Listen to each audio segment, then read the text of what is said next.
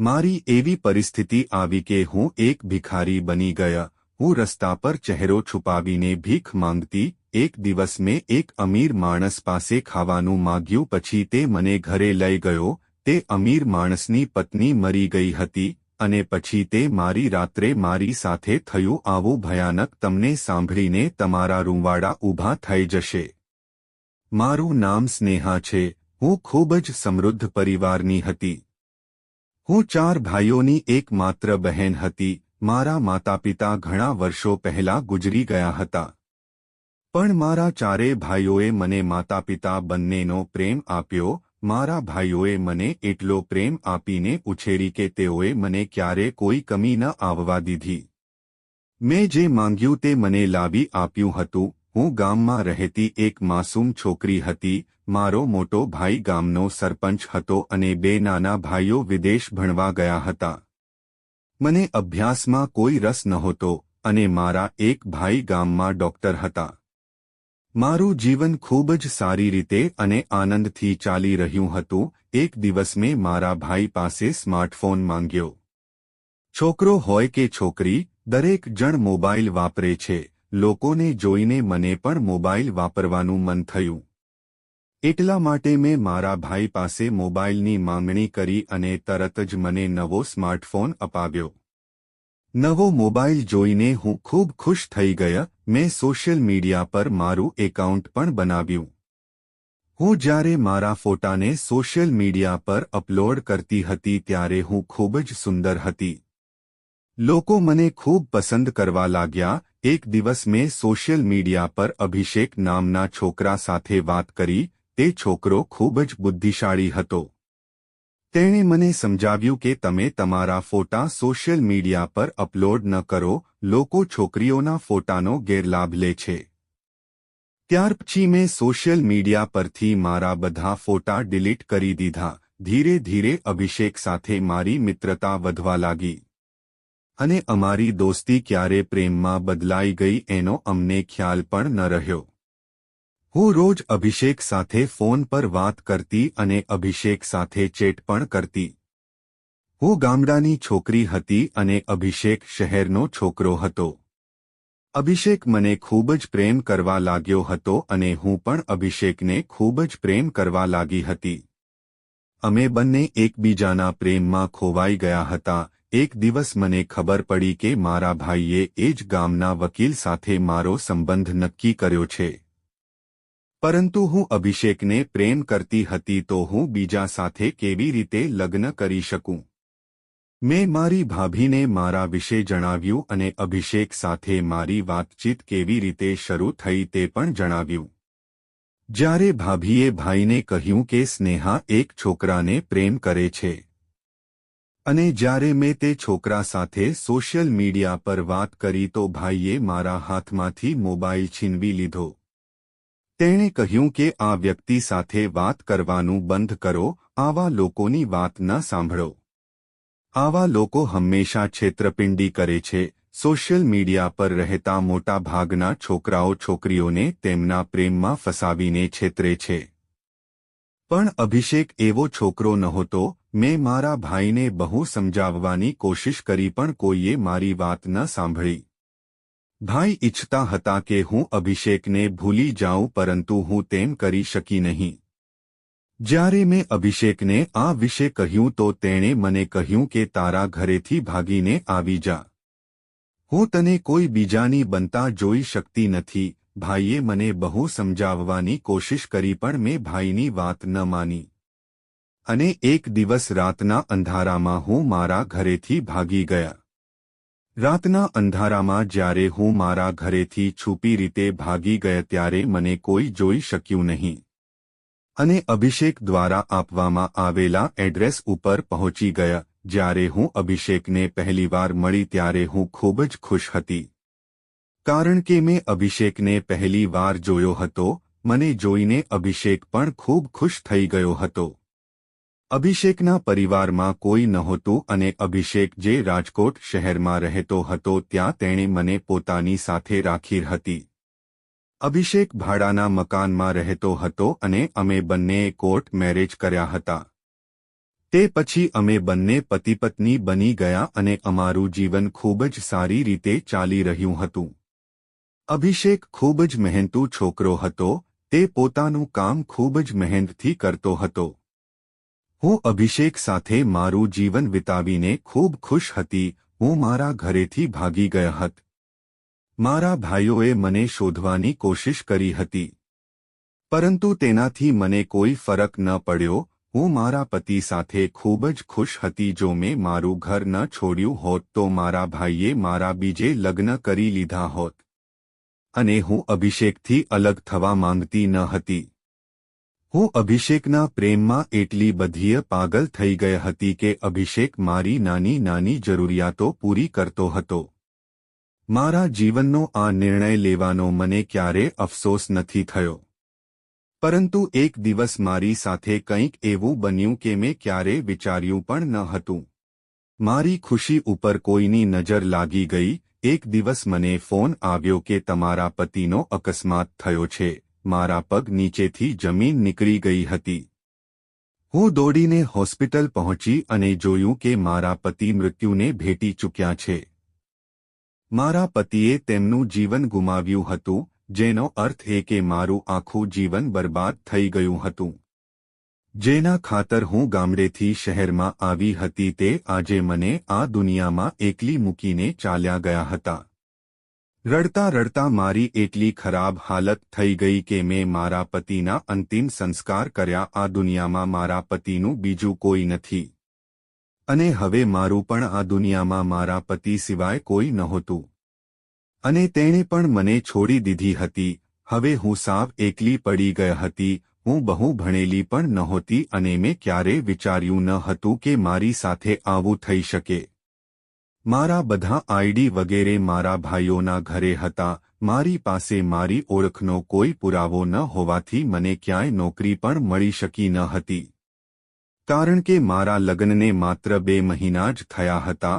અભિષેકના મૃત્યુ પછી જ્યારે મેં મારા ભાઈઓનો સંપર્ક કરવાનો પ્રયાસ કર્યો ત્યારે તેઓએ મને સ્પષ્ટ ના પાડી કે તું અમારા માટે મરી ગયો છો અને હવે તારે ફરી ક્યારે અમારા ઘરે આવવાની જરૂર નથી.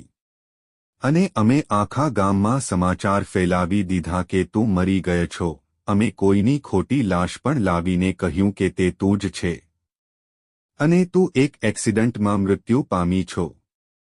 જો કે મને ખબર હતી કે મને મારા ભાઈઓ તરફથી આ જ જવાબ મળશે, પણ હવે હું મારું જીવન કેવી રીતે જીવીશ?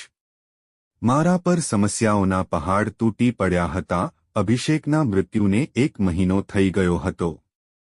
તેથી થોડા દિવસો સુધી આજુબાજુના લોકો મને મદદ કરતા રહ્યા, પરંતુ કોઈ વ્યક્તિ ક્યાં સુધી કોઈને મદદ કરી શકે? હું ઘરેથી કેટલીક વસ્તુઓ વેચીને મારું ગુજરાન ચલાવતી હતી, પરંતુ મકાન માલિકે ભાડું ન ચૂકવતા મને ઘરની બહાર કાઢી મૂકી હતી. હવે મારી પાસે વેચવા માટે કંઈ બચ્યું ન હતું. હું ખૂબ ચિંતિત થઈ રહી હતી. મારા જીવનના ખરાબ દિવસો એટલા બધા આવી ગયા કે હું રસ્તા પર ભીખ માંગવા લાગી. જો કોઈ મને ખાવાનું આપે તો હું ખાઈ લઈશ, નહીં તો ભૂખ્યા પેટે ફરું છું. મારું જીવન ખરાબથી ખરાબ તરફ જઈ રહ્યું હતું. એક દિવસ હું રસ્તાના કિનારે બેસી ભીખ માંગી રહી હતી. મારી પાસે રહેવાની જગ્યા નહોતી, તેથી જ હું મારા દિવસો અને રાત શેરીઓમાં બેસીને પસાર કરતી હતી. તે દિવસે એક માણસ પાસે મેં ભીખ માંગી અને કહ્યું, સાહેબ, મને કંઈક ખાવાનું આપો. હું ભૂખે મરવાની હતી. મેં પેલા માણસના પગ પકડીને કહ્યું, સાહેબ, મેં 2 દિવસથી કંઈ ખાધું નથી. મહેરબાની કરીને મને ખાવાનું આપો. હું ખૂબ દુઃખી છું. મારી પાસે રહેવાની જગ્યા પણ નથી. હું જે ઘરમાં રહેતી હતી તે મકાન માલિકે મને બહાર કાઢી મૂકી છે. હું ભાડે રહેતી હતી અને સૂકી રોટલી ખાઈને જીવતી હતી. હવે ઘરની એ સૂકી રોટલી પણ ખતમ થઈ ગઈ હતી, તેથી હું રસ્તા પર ભીખ માંગવા લાગી. પ્લીઝ સાહેબ, મને ખાવાનું આપો, નહીંતર હું ભૂખે મરી જઈશ. એ માણસે મને પૂછ્યું, શું તમે મારા ઘરે આવી શકો છો? મને આ સાંભળીને આશ્ચર્ય થયું. તેણે મને કહ્યું કે આ મારી મજબૂરી છે. મારી પત્ની મરી ગઈ છે. હું ઈચ્છું છું કે તમે મારા બાળકને ઉહેરશો. મારે એક પુત્ર છે જે 4 વર્ષનો છે. જો તમે તેની સંભાળ રાખી શકો તો હું તમને ઘરનું ખાવા પીવાનું બધું આપીશ અને તારી જિંદગી પણ સુધરશે. મારી જિંદગી બહુ ખરાબ થઈ ગઈ હતી. મારી પાસે રહેવાની જગ્યા ન હતી. મકાન માલિકે પણ મને ઘરમાંથી કાઢી મૂકી હતી. હવે હું ઘણો સંઘર્ષ કરી રહી હતી. જો કોઈ મને ખાવાનું આપે તો હું ખાતી અને જો કોઈ મને ભોજન ન આપે તો હું ભૂખી ફર્યા કરતી. આ બધું વિચારીને હું તે માણસ સાથે જવા તૈયાર થઈ. કોઈ પણ રીતે તે સમયે મને ખાવા સિવાય બીજું કંઈ દેખાતું ન હતું. તેથી જ હું તરત જ સંમત થઈ અને તે માણસ સાથે તેના ઘરે ગઈ. હું તેની સાથે ગયા ત્યારે તેનું ઘર ઘણું મોટું હતું અને તે ખૂબ જ અમીર માણસ હતો. તેના ઘરમાં તેના સિવાય કોઈ નહોતું. માત્ર એક નાનું બાળક હતું જેની ઉંમર 4 વર્ષ હતી. તે અમીર માણસે મને ભોજન ખવડાવ્યું અને કહ્યું કે તમે પેટ ભર્યા પછી આરામથી ખાઈ શકો છો. પહેલાં મેં મારા મનની પ્રમાણે ખાધું અને તે માણસને પણ મને જોયા પછી સમજાયું કે મને ખૂબ ભૂખ લાગી હતી. તેથી જ તેણે મને કોઈ પ્રશ્ન પૂછ્યો નહીં. જમ્યા પછી તેણે મને પૂછ્યું કે હવે મને કહો કે તમે કોણ છો. મને તમારા વિશે બધું કહો. મારી આંખો સામે મારો ભૂતકાળ ઝબકી રહ્યો હતો. હું વિચારી રહી હતી કે મારે આ માણસને મારા ભૂતકાળ વિશે અને હું કોણ છું તે વિશે કેવી રીતે કહેવું જોઈએ. પણ જો તમે મને તમારા વિશે જણાવશો તો હું તમારા માટે રહેવાની વ્યવસ્થા કરીશ. તમે આ ઘરમાં આરામથી રહી શકો છો. અહીં તમને કોઈ પણ પ્રકારની સમસ્યાનો સામનો કરવો પડશે નહીં. હું આ ઘરમાં એકલો રહું છું અને માત્ર મારો દીકરો જ રહે છે. બીજું કોઈ રહેતું નથી.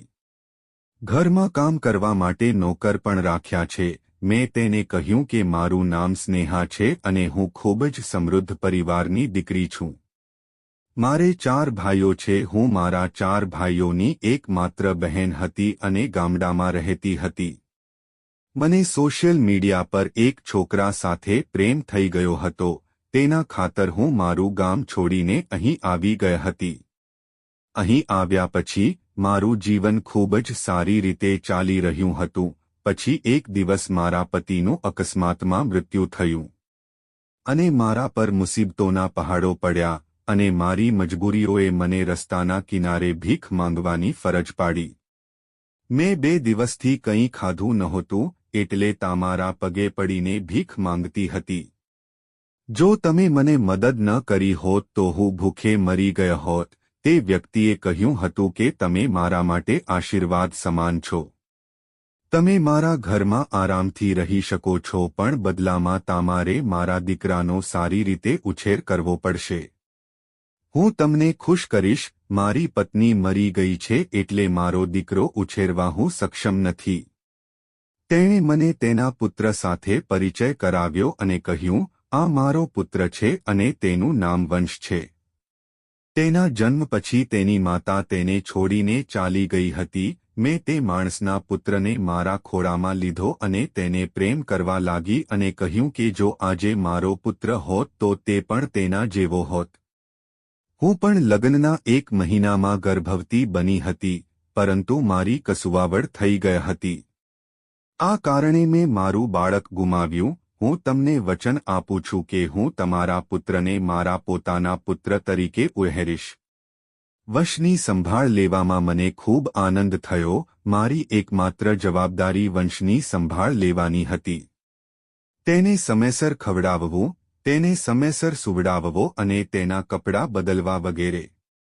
ઘરના બીજા દરેક કામ માટે નોકરાણીઓ ઘરમાં હાજર હતી. એક દિવસ હું સવારે ઉઠી અને જોયું કે વંશ બેડ પરથી ગાયબ હતો. હું ઉઠી અને બહાર આવી અને પછી મેં સરને પૂછ્યું કે વંશ ક્યાં છે. તે બેડ પર નથી. સાહેબે મને કહ્યું કે તે સાંજ સુધીમાં ઘરે પાછા આવશે. પણ તેણે મને કશું કહ્યું નહીં. તે ઘરનો માલિક હતો તેથી હું તેની પાસે વધુ પૂછી શકી નહીં. કારણ કે જો તેણે મને ઘરની બહાર કાઢી મૂકી હોત તો હું ક્યાં જાત. દરરોજ વંશ સાંજના સમયે ઘરે આવી જતો અને જ્યારે તે રાત્રે સૂઈ જતો અને સવારે ઉઠતો ત્યારે વંશ તેની પથારીમાંથી ગાયબ થઈ જતો. પણ જ્યારે પણ હું સાહેબને વંશ વિશે પૂછતી ત્યારે તે કહેતો તે સાંજે આવી જશે અને તે કહેતો હતો કે મેં તને આ બાબતથી દૂર રહેવા કહ્યું છે. તે ક્યાં જાય છે તે વિશે વધુ જાણવાનો પ્રયાસ કરશો નહીં. આને તમારી સાથે કોઈ લેવા દેવા નથી. તમારું કામ માત્ર બાળક અને તેની સંભાળ રાખવાનું છે. તમે બસ તમને આપેલું કામ કરો. એ પછી મેં તેને કશું પૂછવાનું બંધ કરી દીધું હતું. એક રાત્રે જ્યારે હું વંશ સાથે સૂતી હતી ત્યારે મેં અડધી રાત્રે મારી આંખ ખોલી અને જોયું કે વંશ બેડ પર હાજર હતો. હું જાગતી રહી અને અચાનક કયા સમયે મારી આંખો પડી ગઈ એનો મને ખ્યાલ ન રહ્યો અને સવારે રોજની જેમ વંશ બેડ પર હાજર નહોતો અને હું ઊભી થઈ અને બહાર આવી. મેં બહાર આવીને જોયું કે સાહેબ મારી સામે બેઠા હતા. હું ઉઘાડા પગે બહાર આવી એટલે સાહેબને મારા પગલાંનો અવાજ પણ સંભળાયો નહીં. સર તેમનો ફોન વાપરવામાં વ્યસ્ત હતા અને હું તેમનો દેખાવ જોઈને આશ્ચર્યચકિત થઈ ગયા અને હું ડરવા લાગી અને મારા રૂમમાં પાછી ગયા. આ પહેલાં મેં ક્યારેય વિચાર્યું ન હતું કે સાહેબ શું કામ કરે છે. મને ફક્ત મારું કામ કરવાની ચિંતા હતી અને મને આ ઘરમાં બધું જ મળી રહ્યું હતું. તેથી જ મેં તેના વિશે બહુ વિચાર્યું નહીં. પરંતુ એક દિવસ મેં ત્યાં કામ કરતી નોકરાણી નિયાને સાહેબ વિશે પૂછવાનું શરૂ કર્યું અને તેને પૂછ્યું કે સાહેબ શું કામ કરે છે. તો ત્યાંની એક નોકરાણીએ મને કહ્યું કે સાહેબ પોલીસ ઇન્સ્પેક્ટર છે. હું પોલીસવાળાના ઘરે રહું છું. એ સાંભળીને મને નવાઈ લાગી. મેં વિચાર્યું કે તો જ તેણે મને મદદ કરી હશે. હું એવી બની ગઈ કે જાણે મને સાહેબના કામ વિશે કંઈ જ ખબર નથી. મેં સાહેબને આ વાત જાણવા ન દીધી કે હું તેમના વિશે બધું જાણું છું. તો મને ખબર નથી કે તેમણે મારી સાથે શું કર્યું હોત. તેથી જ હું ચૂપ થઈ ગયા ત્યાં સુધી કે એક દિવસ મેં સરના ટેબલ પર રાખેલી ફાઇલ જોઈ. હું એ ફાઇલ ઉપાડીને રૂમની અંદર રાખવા જતી હતી.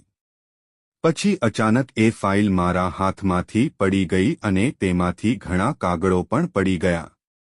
મેં એ કાગળો ભેગા કર્યા ત્યારે મારી નજર ફાઇલમાંથી પડી ગયેલા એક ફોટા પર પડી.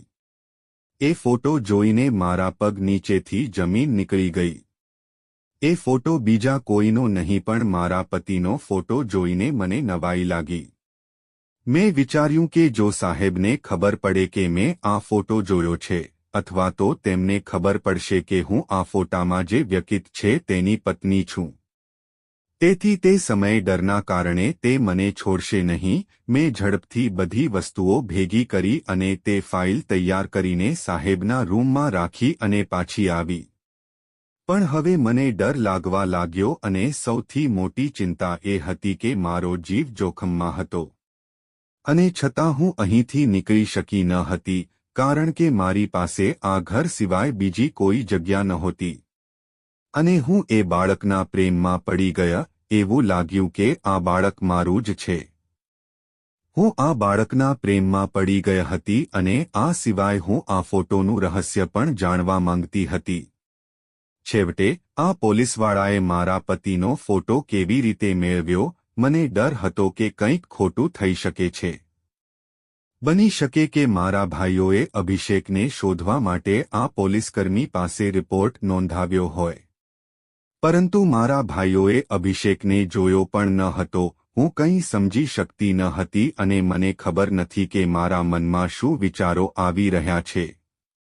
મારામાં એ માણસને પૂછવાની હિંમત ન હતી. હું અહીં 4 મહિનાથી રહું છું. એ બાળક હવે મને મમ્મી કહે છે. મેં તેને મને મમ્મી કહેવાથી રોકવાની કોશિશ કરી હતી પણ તે મને મમ્મી કહેતો રહ્યો. હું પણ બાળકના પ્રેમમાં ગળાડૂબ થઈ ગઈ હતી. એ પછી પણ 2-3 વાર એવું બન્યું કે મેં રાત્રે આંખ ખોલી ત્યારે વંશ મારી સાથે સૂતો હતો. પણ જ્યારે હું સવારે ઉઠી ત્યારે વંશ પથારીમાંથી ગાયબ હતો. અને એ ફાઇલમાં મેં જે ચિત્ર જોયું હતું તે સ્વપ્ન હતું એવું મને લાગ્યું. પણ તે ખોટો નહોતો. મારા પતિની તસવીર અહીં મૂકવી એ ખરેખર આશ્ચર્યજનક હતું. સાહેબે મને મોબાઈલ આપ્યો હતો અને કહ્યું હતું કે તમારે કોઈની સાથે વાત કરવી હોય તો તમે તેના દ્વારા વાત કરી શકો છો. એક દિવસ કોઈએ મારા મોબાઈલ પર ફોન કર્યો. હું કામમાં વ્યસ્ત હતી અને તેથી કોલનો જવાબ આપી શકી નહીં. કારણ કે મારો ફોન રૂમમાં પડેલો હતો. જ્યારે મેં બહાર આવીને મારા મોબાઈલમાં જોયું તો એક અજાણ્યા નંબર પરથી કોલ આવ્યો હતો. મેં બહુ ધ્યાન ન આપ્યું પણ થોડી વાર પછી એ નંબર પરથી મેસેજ આવ્યો જેમાં મારું નામ લખેલું હતું. અને તેમાં લખ્યું હતું કે સ્નેહા, તું કેમ છે? મને જાણીને આશ્ચર્ય થયું કે મને મારા નામથી કોણ ઓળખે છે. મને લાગ્યું કે કદાચ અહીંની કોઈ દાસીઓ મારી સાથે મજાક કરી રહી છે. તેથી જ મેં તે મેસેજનો જવાબ ન આપ્યો. તે પછી કોઈ મેસેજ આવ્યો નહીં તેથી હું ચિંતિત થઈ ગયા. પછી રોજ રાત્રે આ નંબર પરથી મેસેજ આવવા લાગ્યા.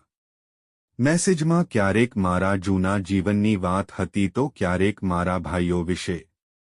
તેથી મને લાગ્યું કે કોઈ એક વ્યક્તિ છે જે મારા પતિ વિશે બધું જ જાણે છે. અને જે વ્યક્તિ મને મેસેજ કરી રહ્યો હતો તેની સાથે શું થયું તે મને ખબર ન હતી. મને ડર લાગવા લાગ્યો કે તે કોણ છે અને શા માટે તે મારી પાછળ આવી રહ્યો છે. હું આ વાત કોઈને કહી શકતી ન હતી. તે મને કહેતો હતો કે તમે મને તમારો મિત્ર માની શકો છો.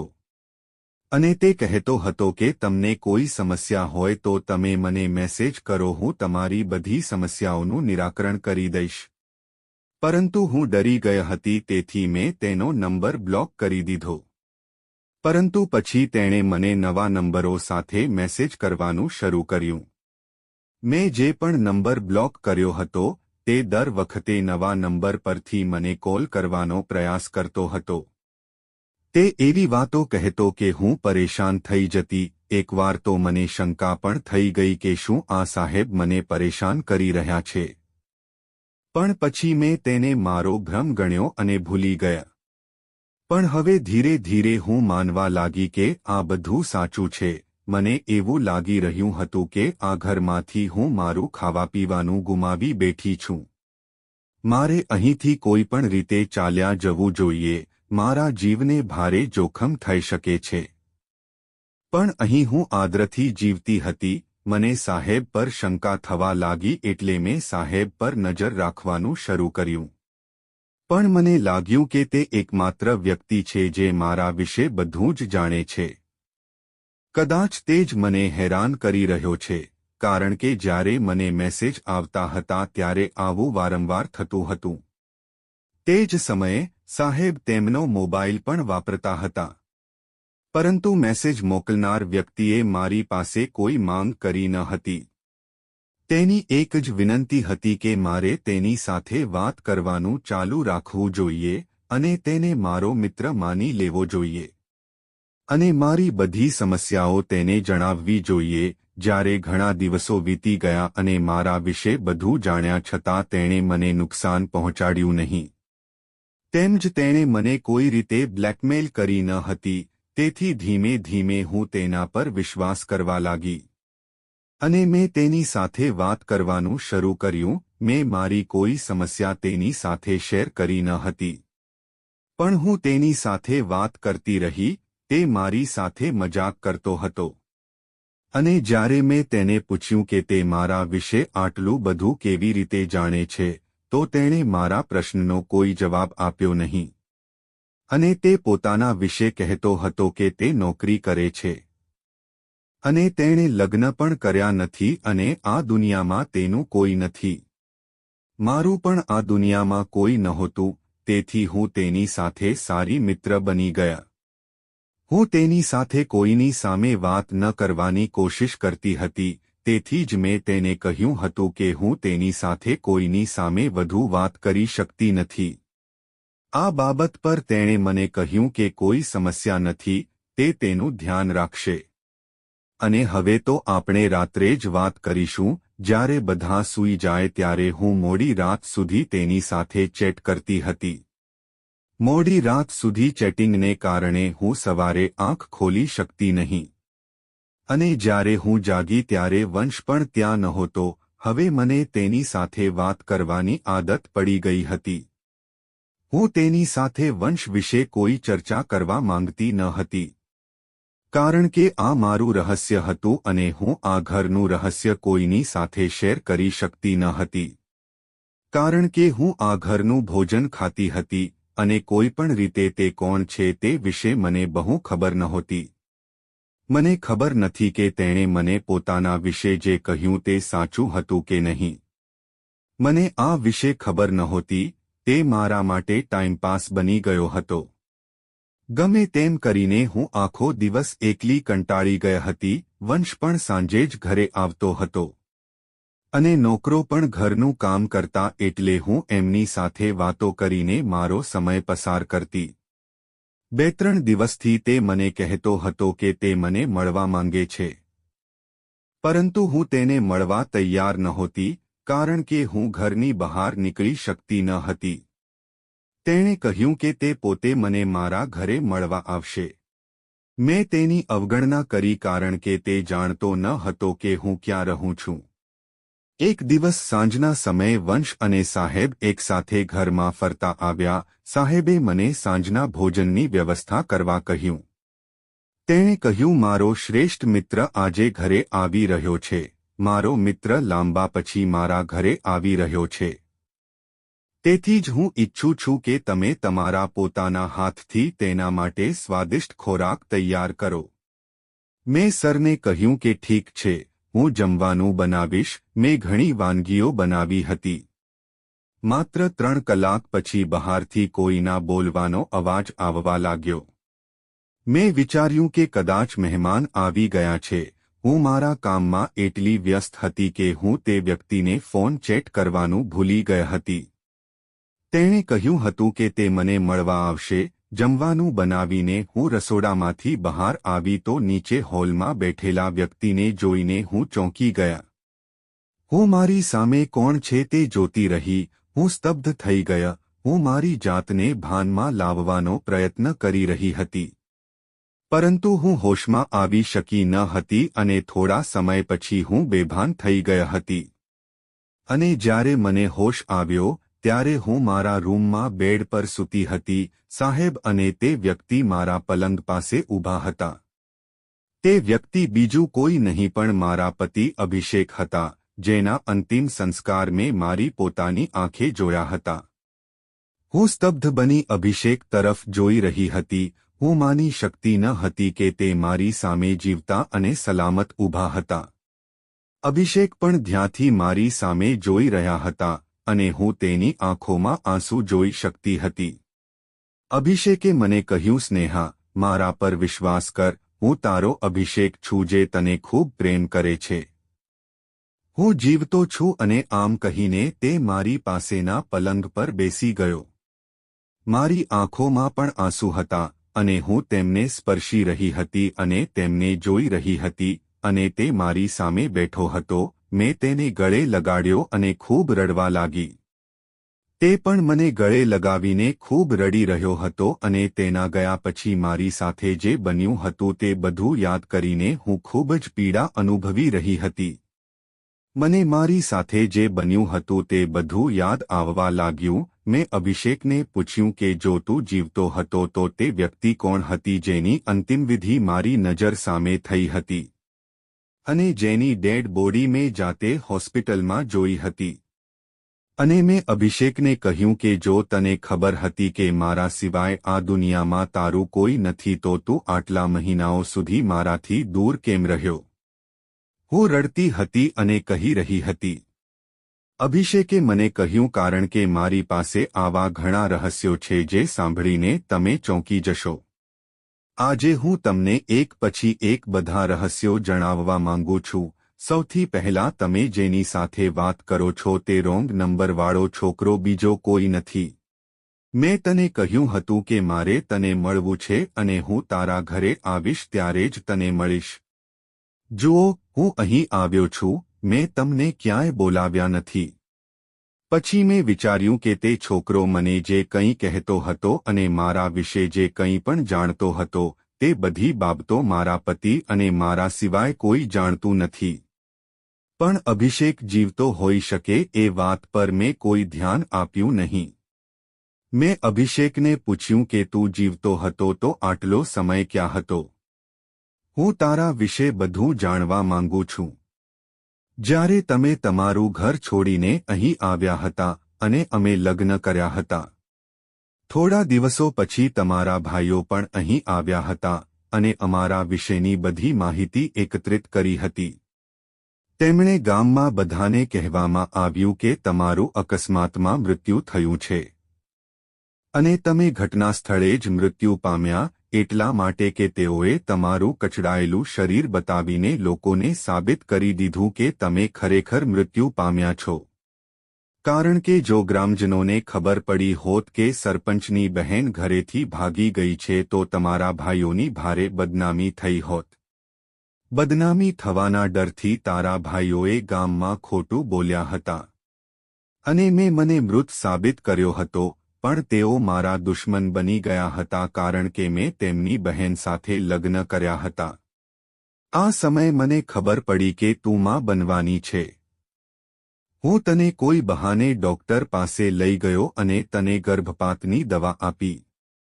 કારણ કે મારું જીવન મુશ્કેલીમાં હતું. હું નહોતો ઈચ્છતો કે તમે નાના બાળક સાથે ઘરે ઘરે ઠોકર ખાઓ.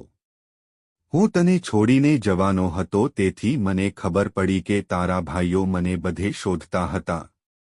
તમારા ભાઈઓ મને વારંવાર નોકરીમાંથી કાઢી મૂકવા લાગ્યા અને હું તમારા ભાઈઓને કારણે એક જગ્યાએથી બીજી જગ્યાએ ફરતો હતો.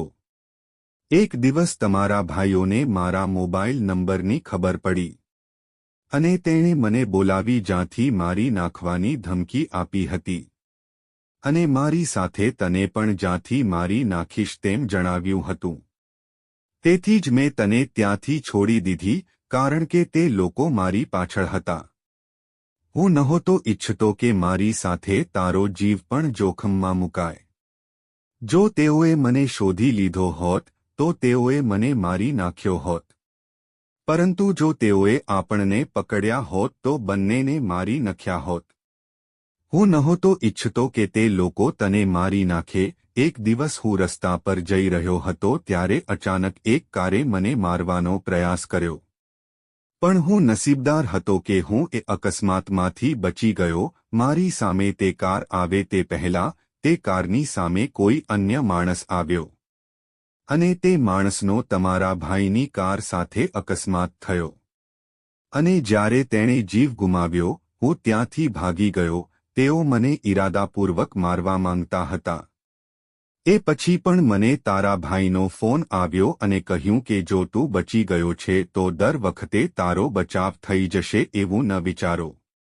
જ્યાં સુધી તને મારી નાખીશું ત્યાં સુધી અમે શાંતિથી બેસીશું નહીં. તમારા પરિવારના સભ્યો મારા જીવના દુશ્મન બની ગયા હતા. અગાઉ જે પણ થયું હતું મને નોકરીમાંથી કાઢી મૂકવામાં આવ્યો હતો અને બીજી ઘણી વાતો મારી સાથે થઈ. ત્યાં સુધી મને ખબર ન હતી કે તે તારો ભાઈ છે. પરંતુ જ્યારે મને ધમકીભર્યા ફોન આવવા લાગ્યા અને કહેવામાં આવ્યું કે અમે તમને મારી નાખવા માંગીએ છીએ ત્યારે મને સમજાયું કે આ બધું તારો ભાઈ જ મારી સાથે કરતો હતો. તમે જેના ઘરમાં રહો છો તે મારો બાળપણનો મિત્ર છે અને તે પોલીસ અધિકારી છે. મેં તેને મદદ માટે પૂછ્યું અને તે મને મદદ કરવા સંમત થયો. 1 મહિના સુધી હું મારો જીવ બચાવવા માટે ક્યાંક ને ક્યાંક ભાગતો રહ્યો. પણ પછી મને તારી ચિંતા હતી. મને ખબર હતી કે મારો મિત્ર તેના ઘરે એકલો રહે છે. તેથી જ મેં તેને કહ્યું હતું કે મારી પત્નીને કોઈ પણ રીતે તારા ઘરે લઈ જા અને તેને તમારા ઘરમાં જગ્યા આપો જેથી તે પરેશાન ન થાય. જો મારા આ મિત્રએ તને તેના ઘરે જવાનું કહ્યું હોત તો તું આટલી સહેલાઈથી તેના ઘરે જવા રાજી ન થાત. તેથી તેણે વિચાર્યું કે જો તે તમને તેના પુત્ર વંશની સંભાળ લેવાનું કહે તો તમે સંમત થશો અને મુશ્કેલીથી બચવા માટે તમે તેના ઘરે સરળતાથી જઈને રહી શકો છો. અહીં તમે એકદમ સલામત હતા અને હવે મારી તકલીફો પૂરી થઈ ગઈ હતી. મારા મિત્રએ મારા પર જીવલેણ હુમલો કરનાર અને જાથી મારી નાખવાની ધમકી આપનાર તારા ભાઈઓની ધરપકડ કરી. જ્યાં સુધી હું તમારા ભાઈઓને પોલીસના હવાલે નહીં કરું ત્યાં સુધી હું તારી સાથે રહી શકીશ નહીં. ઘણા સમયથી મારા મિત્રએ મને જેલના એક રૂમમાં બંધ કરી દીધો હતો. કારણ કે જો હું બહાર આવ્યો હોત તો તારા ભાઈએ કોઈક રીતે મારું સરનામું શોધી કાઢ્યું હોત. અને મારો મિત્ર જેણે મારી જેલમાં મારી ખૂબ કાળજી લીધી. અને જ્યાં સુધી મારો મિત્ર તમારા ભાઈઓને કેદ ન કર્યા ત્યાં સુધી તેણે મને જેલમાંથી બહાર આવવા દીધો નહીં. કારણ કે મારા માટે જેલ એકમાત્ર સલામત જગ્યા હતી જ્યાં હું એકદમ સલામત હતો. હવે તમારા ભાઈઓ જેલમાં બંધ છે અને હું તમારી સામે આવ્યો છું. આ બધું તમારા ભાઈઓએ કર્યું હતું, પણ હું નસીબદાર હતો કે મારા મિત્રએ મને તેના જ પોલીસ સ્ટેશનમાં જગ્યા આપી. મેં અભિષેકને કહ્યું કે મારા મનમાં હજુ એક પ્રશ્ન ઘૂમી રહ્યો હતો કે વંશ વહેલી સવારે ક્યાં જતો હતો. પછી સાહેબ કહેવા લાગ્યા, ભાભી, મને માફ કરો, તે મારો પુત્ર છે. તેથી જ હું તમને અહીં લાવ્યો છું. મારી પાસે પત્ની નથી અને મારા પુત્રને માતાની જરૂર છે. તમારા આવવાના એક અઠવાડિયા પહેલા મારી પત્નીનું અવસાન થયું હતું. તે ખૂબ જ બીમાર હતી અને એક અઠવાડિયા સુધી તે રડતા રડતા દયનીય બની ગયો હતો. કારણ કે તે તેની માતા સાથે સૂતો હતો.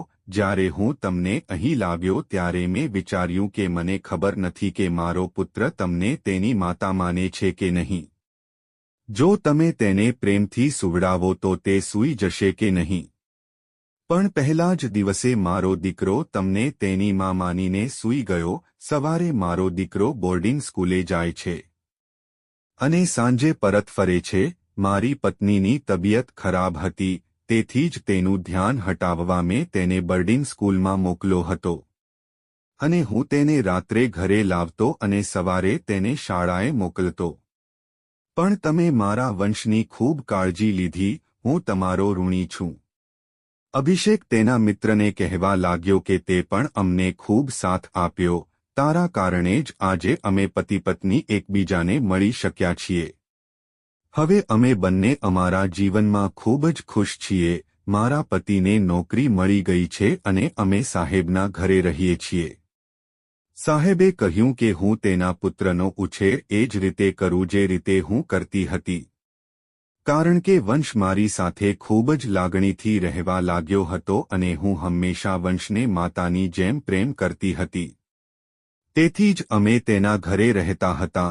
હું ફરીથી અભિષેક સાથે રહીને ખૂબ ખુશ હતી. મારા જીવનમાંથી બધી સમસ્યાઓ દૂર થઈ ગઈ હતી, પરંતુ મારા ભાઈઓએ જે કર્યું તે અક્ષમ્ય હતું. તેના કારણે મારે ઘણી મુશ્કેલીનો સામનો કરવો પડ્યો હતો. આજે મારો ભાઈ જેલમાં છે અને હવે તેની સજા પણ પૂરી થઈ ગઈ છે. એક દિવસ હું તેને જેલમાં મળવા ગયા અને ભાઈએ મારી માફી માંગી. અને અભિષેકની માફી પણ માંગવા લાગ્યો. અમે તેને માફ કરી દીધો. મેં ભાઈને કહ્યું, ભાઈ, હું તને એક શરતે માફ કરીશ. હવે તમે અમને જીવવા દો. અમે અમારા જીવનમાં ખૂબ ખુશ છીએ. તમે અમારા જીવનમાં ક્યારેય અડચણ કરશો નહીં. ભાઈએ એમ પણ કહ્યું કે હું ફક્ત મારી બહેનને ખુશ જોવા માંગતો હતો. જો તમે અભિષેક સાથે ખુશ છો તો તે મારા માટે પૂરતું છે. હવે મારા જીવનમાં બધું સારું છે અને હું મારું જીવન ખુશીથી જીવી રહી છું. મિત્રો, હું આશા રાખું છું કે તમને અમારી વાર્તા પસંદ આવી હશે. તો જો તમે ચેનલ પર નવા છો તો ચેનલને સબસ્ક્રાઇબ કરો અને હા, નોટિફિકેશન બેલ દબાવો જેથી કરીને તમને આગળની અપડેટ પહેલા મળી શકે.